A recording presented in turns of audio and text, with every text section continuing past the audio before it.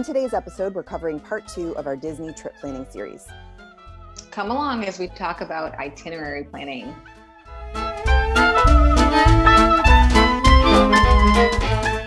Good morning. What are we talking about today?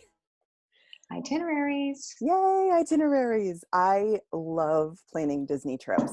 I know we're both Disney trip planners professionally, so it makes a lot of sense. But I absolutely love trip planning. And now that we covered the when to go and where to stay in the first part, we're talking all about itinerary planning. So let's start by talking about what do we mean by itinerary planning? Because I think that's a little bit of a turnoff for a lot of people, because they hear itinerary planning and they think what you want to like structure out every single hour of every single day of your trip, and what fun is that going to be?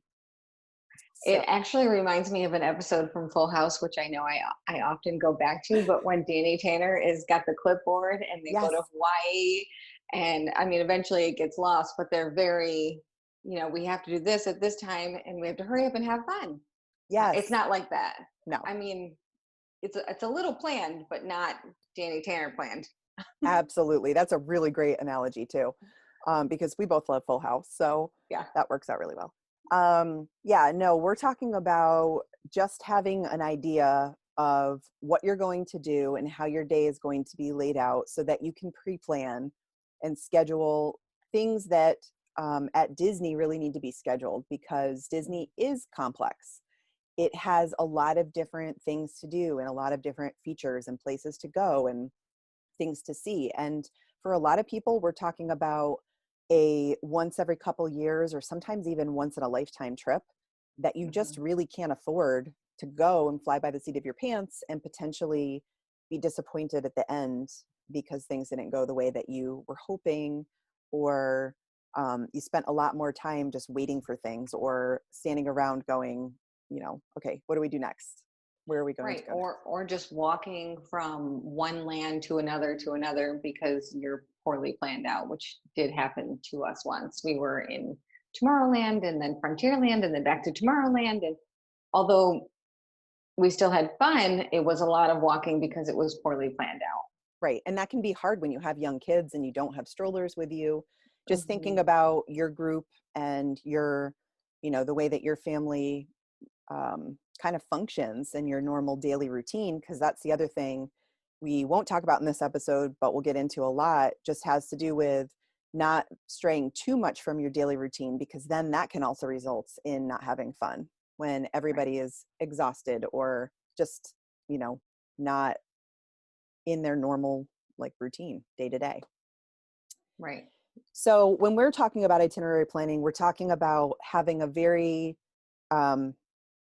not structured plan, but still having the ability to be flexible and knowing that things might change, but going into your Disney trip with a little bit more sort of planned out or scheduled, so that you're not walking around saying, okay, where do we eat?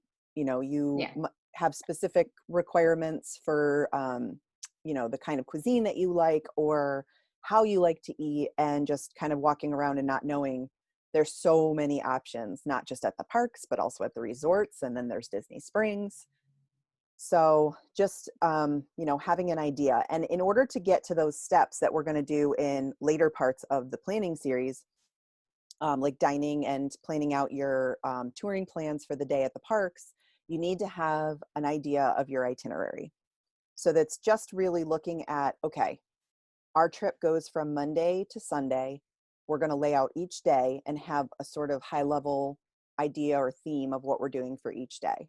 And I know we've talked about this before, but I kind of lay out a spreadsheet that has each of the days. There's a theme for the day.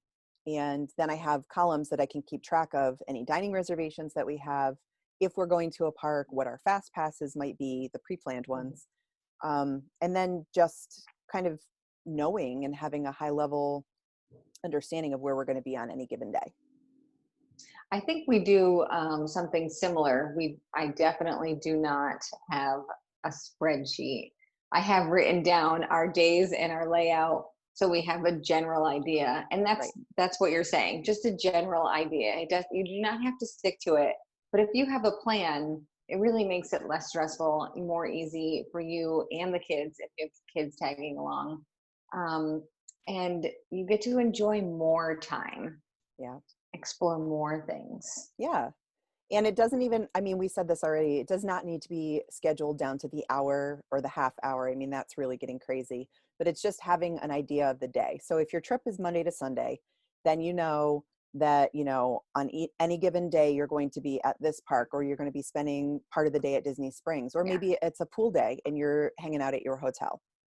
So again, it just gives you an idea. So what we want to talk a little bit about is how do we kind of lay out that daily plan, that really high level view of what you're going to be doing or where you're going to be on any given day. And we have a Mhm. bunch of different strategies that we use when we're coming up with that plan. I think the first one really, or the first step is really looking at what your goals are for your trip. And you and I are good representatives of what I kind of view as the two big categories of trip goals when you're going to Disney, at least. And that is either you're doing the parks and you're there to check out one of the parks on several of the days of your trip. A lot of times this goes hand in hand with when you're booking your hotel, your resort, like we talked about last episode. If Mhm. you, at the time that you're booking your resort, book a package that includes tickets for the parks, then you're going to have an idea of, you know, if you're doing the parks and for how many days. And then the other big category is non-park trips. So popular, or contrary to popular belief, you actually can go to Disney and not actually go to the parks and still have a really great time and be an amazing, relaxing, sort of tropical vacation, because it is Florida.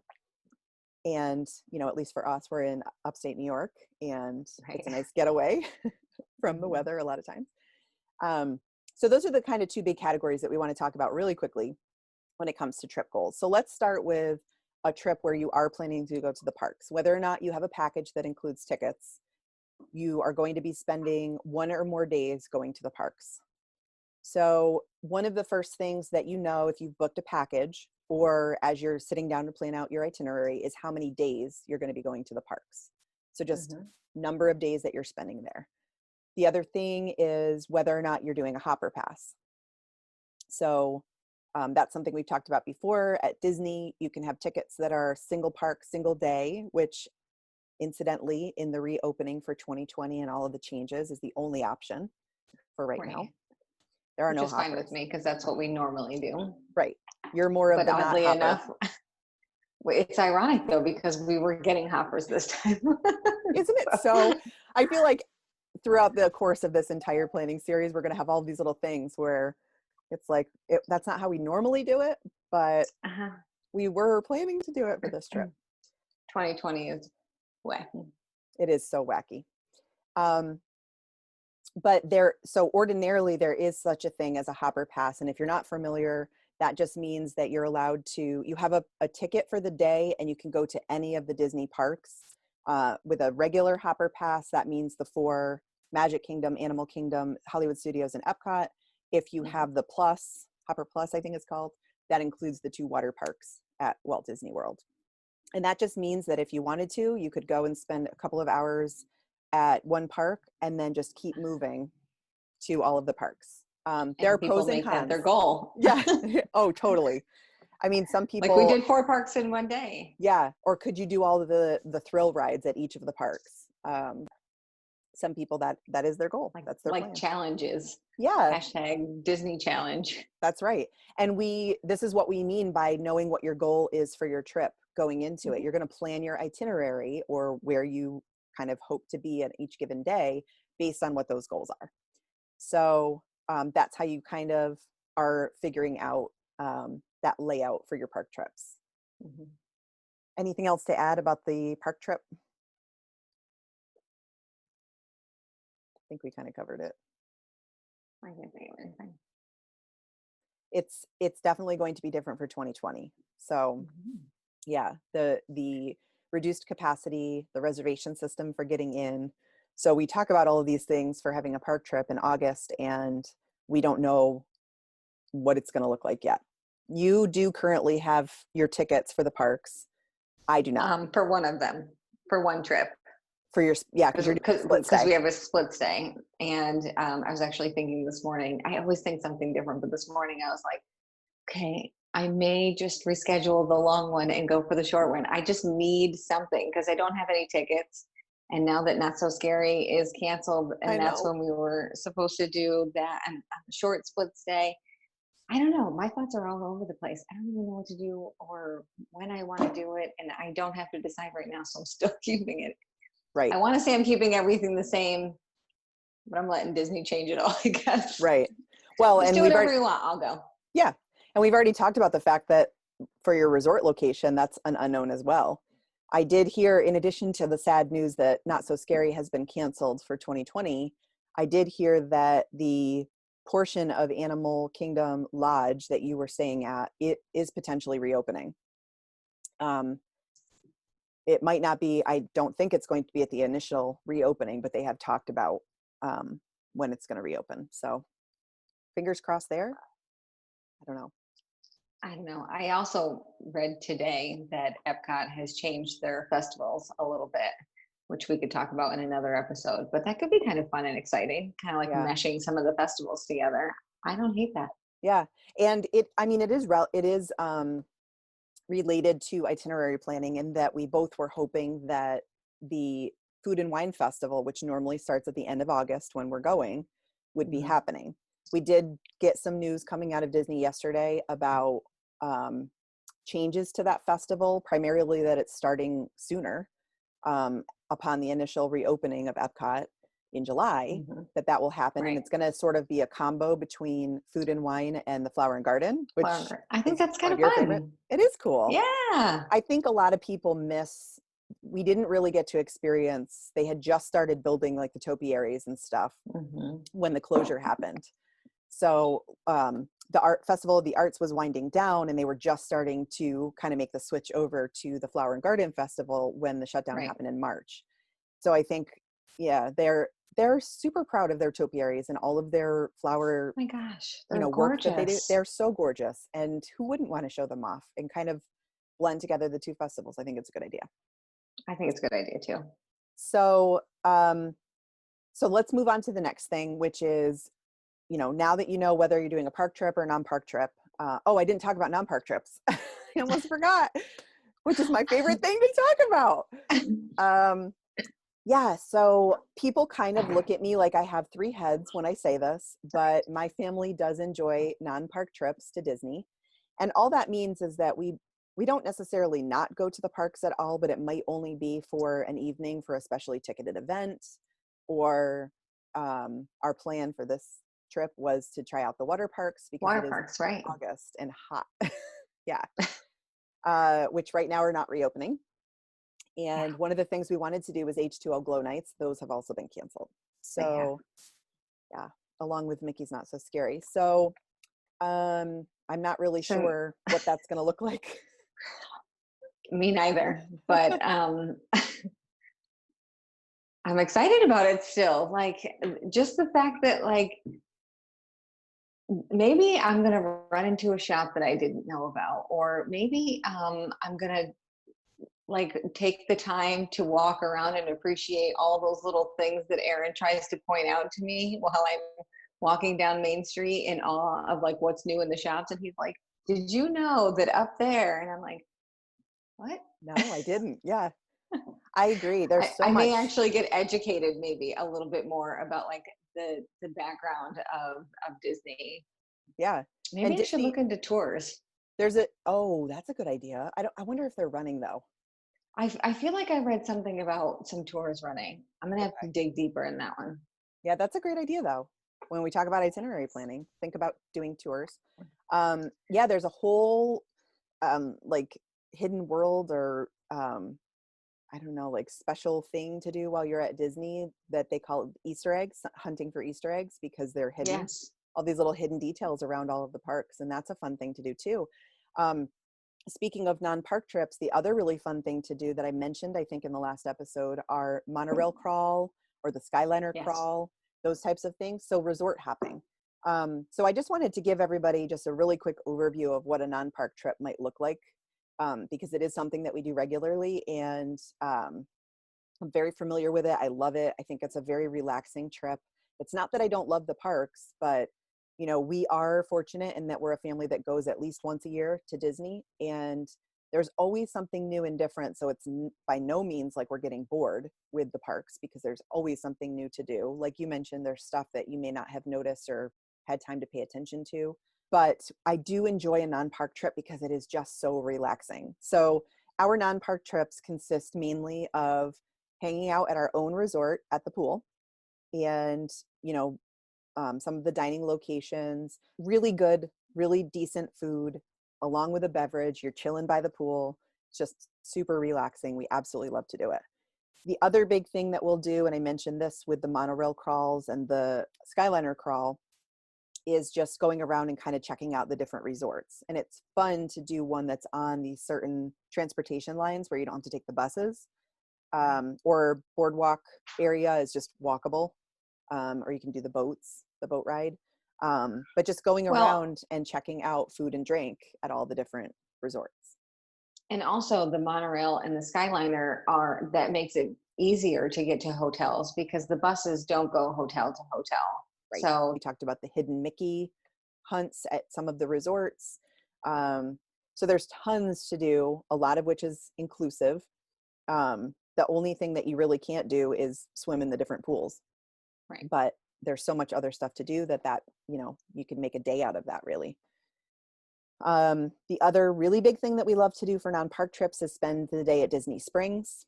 I also get googly eyes when I say spend the day there because it's not a park. But I mean, I don't know. I feel like food is an attraction, and food is probably one of the key features of Disney Springs. They also have a ton of activities, though, in addition to shopping. They do have bowling alley and movie theater there, although we've never done either. I think we actually have gone to see a movie, but that's not typically, part of our Disney Springs day. And of course, Cirque du Soleil is located at Disney Springs as well. So those Which are is on all, my bucket list. oh, totally. Mine too. You know what's not on my bucket list? The hot air balloon. It's on theirs. It's not on mine. Hey. I was just going to mention that one. Yeah, so there's the big hot air balloon that you can take a ride in and get a bird's eye view of the whole Disney World resort. There are amphicars where you can go to the boathouse and actually ride in a car that swims in the water like a boat. Those are really cool. They Yeah. are really neat. Kids love them.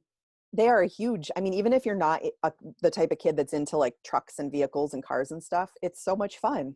Yeah, Who just wouldn't want seeing to a get in a car in the car? water, you're like, Yeah, what? I know. It boggles the mind. And then the Yeah. girls will always giggle because they're like, how does the water not get inside? Paisley used to say, like the first time she ever saw a convertible, she was like, look, it's a car without a lid. Yeah, that's so cute. So cute. Don't you love kids? The Yes. things they say. You can also do things at the stores that don't cost money. They're, Yeah.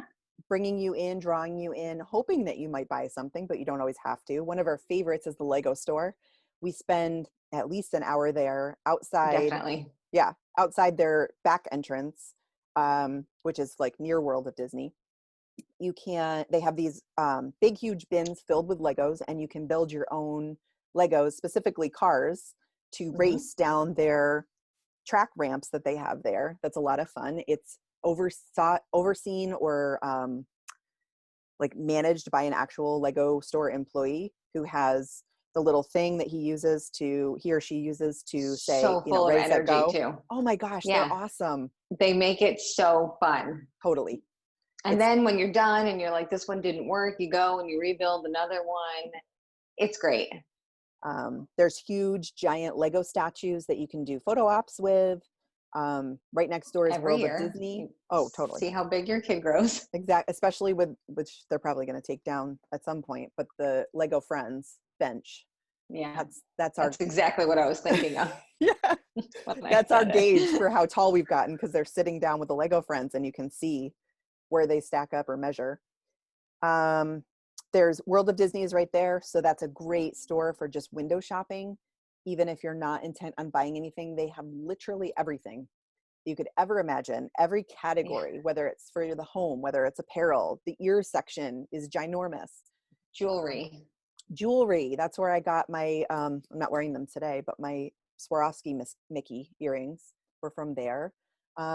It's just, I mean, you could spend an hour in there just walking around and checking out the stuff and making your wish list and thinking, you know, the kids talk about putting some stuff on their Christmas list.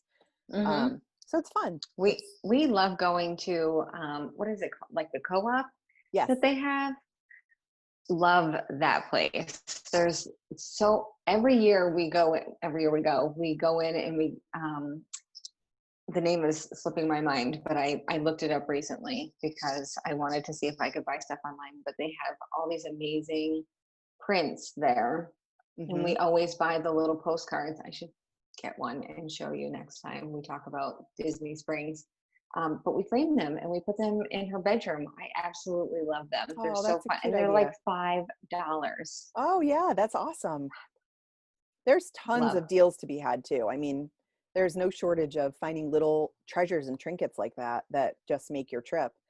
And there's another store that's dedicated to Star Wars that is very similar. I mean, you can't, it's not like Lego building, but there's a whole build your own lightsaber section that the girls love to kind of play around with, and you can build and not buy it. But of course, we did build and buy one year. Yeah. And what's really fun, what I love about there is that they have the droids that are the remote control, whatever, like real life working BB-8 or R2D2, or I forget what the little black droid is that's on the dark side, or part of the Empire, but they're all there. And they like drive around the floor and you can watch them and interact with them, and it's really fun. So that's another shop we like We'll to have go to try to. that one. We haven't done that one. Yeah, you have to go. That's near the margarita stand, so that's an important stop. Okay. Right on the water. I know where that is. Yeah. The other thing is there's a lot of people who love to collect the pick your own pearls, and there's one of those stands there as well. So that's another really fun thing to get into, like pin trading and of course collecting all of your signatures from characters. The pearls is another thing that folks like to do. So that's located at Disney Springs in addition to Goofy's Epcot. Candy. Oh, Goofy's Candy Company. I mean, you have to make that trip.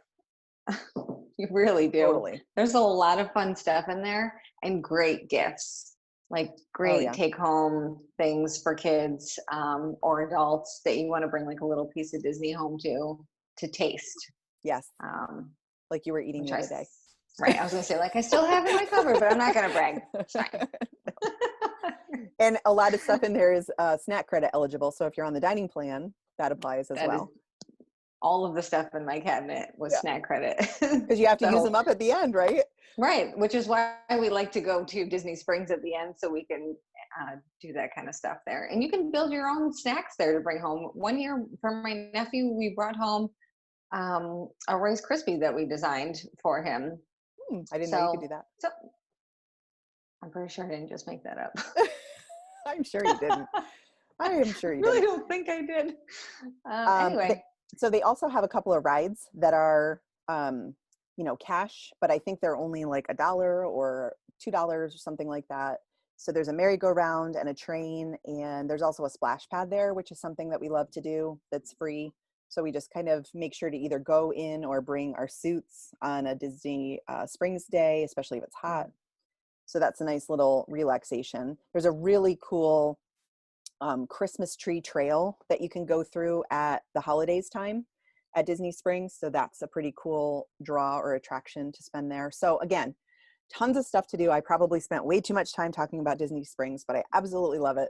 And I love spending time there. And that's a big feature of our non-park trips. We will usually go several times to Disney Springs, even if it's just to go over for dinner. One of our big stops is Raglan Road because the girls love getting up on the stage and doing Irish dance and watching the performances from the Irish dancers. So that's a really important sort of item on our list every time we go.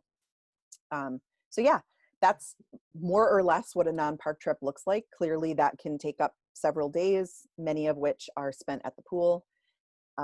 So that is absolutely a viable option, especially if you're still interested in really sort of itching to get to Disney in 2020, but you're not quite sure about the whole concept of wearing masks at the parks and on rides. It's a good alternative option to think about to still be able to get there and experience just as much magic as if you were going to the parks. Right. Because the Agreed. cast members at the resorts really do make it worthwhile. They are Yeah, they're amazing. wonderful. Totally. I wish all my neighbors were were Disney cast members. I know. Oh That would gosh. make my life dreamy, Or if people magical. just use that same philosophy in life in general, just in interacting with each other, you know. I'm gonna go trade pins with my neighbor. Actually, I could do that because she has a ton of pins. Ooh, She loves Disney. there you go. You got a I plan. might do that. I have a plan. This is I'm gonna Disney at home, text her. hashtag Disney at home. This is what we're talking Hashtag about. Disney at home. Hmm. All right, so let's talk very briefly about crowd calendars. This is the other thing that we use when we're planning our actual daily itineraries. We talked Yes. about them in the last episode. Again, we're not going to go into too much depth because crowd calendars could be an entire episode in and of themselves. But there's lots of different resources for them online. They are, they're actual analytical tools. They use historical data to come up with what is the prediction for the crowds at any given park and the overall Walt Disney Resort. But the daily at any given park is what we care about when we get to the itinerary planning step, because that is going to actually lay out for you, how crowded is it going to be at each of the parks on each of the days. So again, our example of a Monday to Sunday trip, you might look at the calendar and see that Magic Kingdom is swamped on Tuesday. So you choose Wednesday as your Magic Kingdom day because it's going to be a much lower crowd level that's predicted. Or So, you go because you really want those extra magic hours and that's the day that it's happening. So that's the you're day all that's the in. most crowded. Yeah, But you're all in. It's that's true. really personal preference. It is. And that's where a lot of people really rely on those hopper passes, because they'll go for the extra magic Yeah. hours in the morning and then hop to a different park so that they're not staying at the busiest park because of the extra magic hours all day. So that's another strategy to kind That's a of think really about. good use of the park hopper. I think Great. that's probably one of the biggest things that people use it for. Yeah. And so that might be how you figure out which days you're going to go. We know as Disney trip planners that a lot of folks always book Magic Kingdom as their first park that they go to when they Yes. arrive. And that can be a mistake. If you're not using the crowd calendars to really look at the day, there could be several other days that are going to be much lower crowds in your trip, and you're just going to have just as much magic. I mean, really just arriving at your resort on your first day than if you were to just head straight to Magic Kingdom because it's so iconic. So it's just something to consider when you're thinking about your daily plans and wanting to maximize your trip and have fun, as opposed to kind of be overwhelmed with crowds and lines and that kind of thing. I think that's a good point. And also, like when you have a once in a lifetime trip and you're going to Disney, or at least you think it's going to be a once in a lifetime, it's your first time there, you do get really excited about being home, seeing the castle, and you really crave it. Like you just can't wait to get there. But if you know that's going to be the most crowded day that you're going, and you can go to Animal Kingdom the first day or something instead, I promise it's going to be just as magical on day 2 that it is on day 1. And something that we like to do is, which I've said before, is go to 1900 Park Fair on our first day there, which is great because you still get to see the castle. So you still get to see Magic Kingdom on the way to 1900. Good point. You're essentially right. You're walking through it almost. You take the bus to Magic Kingdom, and then we take the boat over normally because we love the boat ride over to the Grand Floridian. So you still get to see it, and you're still feeling all of the magic. It's just wait one more day where it's a little less crazy, and you're going to have a little bit more fun. Absolutely. That's a really great point too. I mean, going back to that, getting maximizing your time and experiencing other things outside of the parks, that's another benefit to checking out and checking out the resorts and doing some hopping between them, because you have that added benefit.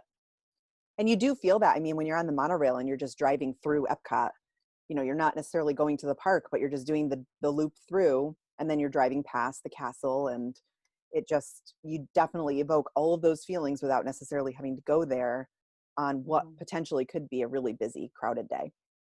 Right. The other tip that I would throw out that we didn't talk about, but I would throw it out here as you're thinking about your daily plans, is that it is worth considering not booking a park for your very first day there. So if you're flying in, first thing in the morning and ordinarily would have done a park that day, or you're flying in later in the evening and would have done a park the very next morning, I think there's a lot of value and benefit to having a day to just sort of get in the mode, chill, hashtag vacay mode, I couldn't agree more. We've never gone to the park on day one, We and I've have. never regretted it. Yeah, we made the mistake. And I think we've done it more than once. And I remember the second time being, how did I do this again? It was miserable. I mean, the girls were younger. So it definitely does depend on the age of your party, but even for us Oh, as yes. adults, it was, it would have been so much more relaxing to just kind of explore the resort or chill by the pool a little bit, or have that Disney Springs day to just kind of like ease into it and get in the mode. And then the next day start your parks, which can be busy and hectic and kind of running all over the place. And I know we've talked about having an entire episode on almost having a program to get in shape for Disney, because when you go to the parks, I think the average is something like 18 or 20,000 steps a day when you're at the parks.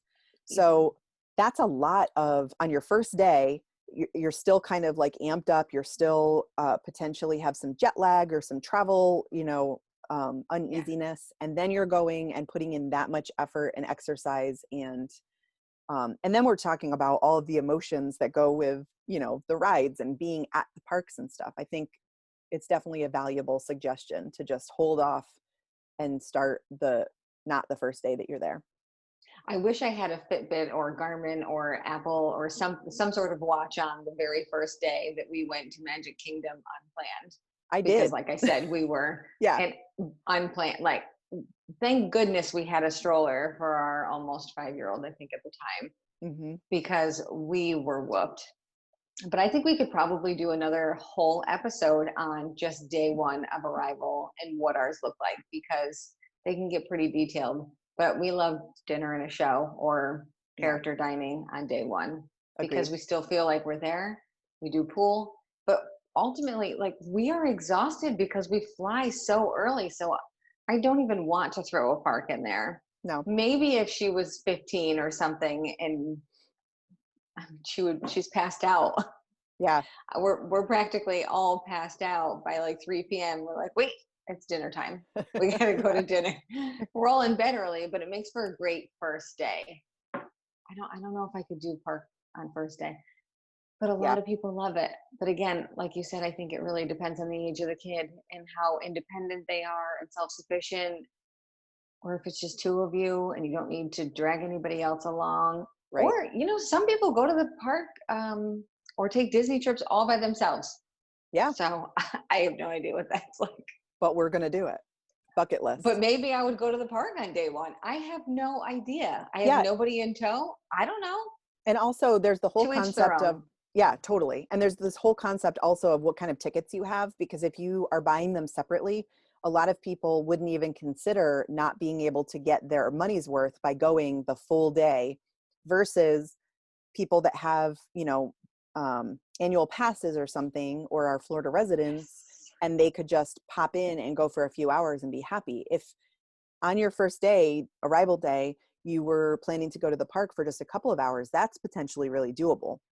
Yeah. Versus, trying to cram in a full day and like get your money's worth for a ticket on the entire day. Well, I mean, that's fair, because I like to fly in the morning so that I'm there all day. So I'm not wasting my money that way. I don't want to arrive at 9 p.m. What did I just pay for?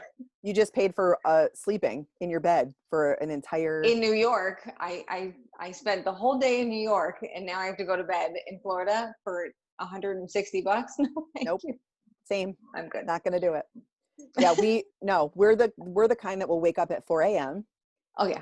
Drag our butts to the airport, where we're lucky we live right next to the airport. But yeah, it's crazy. I mean, That's absolutely. In terms of this whole daily itinerary, I think that is a really valid point, because you also have to think about when you've booked your Arrival flight time. in your arrival. Yeah.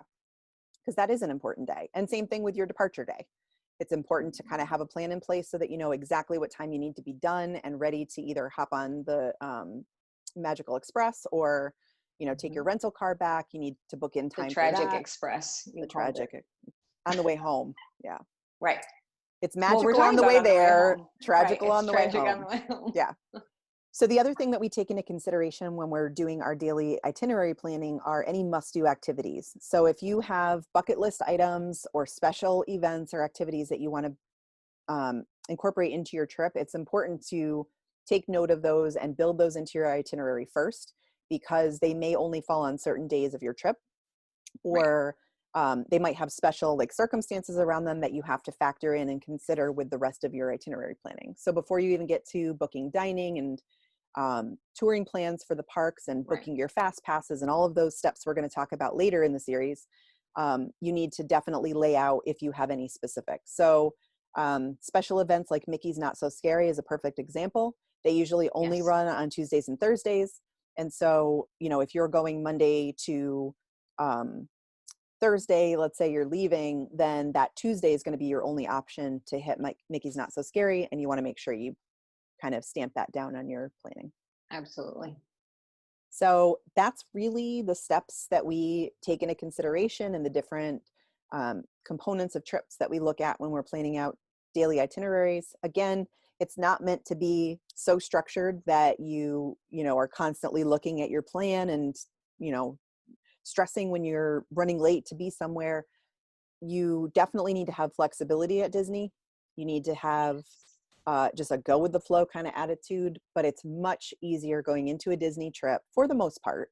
Again, you mentioned going as a solo trip, or maybe it's just a significant other trip that you don't really want plans, or you don't have to have plans, or there's nothing that's going to detract from your vacation by not having some of those plans in place. But specifically for when you have younger kids, or you have a bigger family, or you're trying to coordinate a group trip, it's a lot easier to go in having a plan that, of course, you can deviate from, but that gives you a little bit of guidance and an outline before you go, especially when there are things that you can book ahead of time that you will benefit from. And it would be sad to get to Disney and, you know, not have realized that you could have pre-booked dining or your fast passes, for example. Yeah.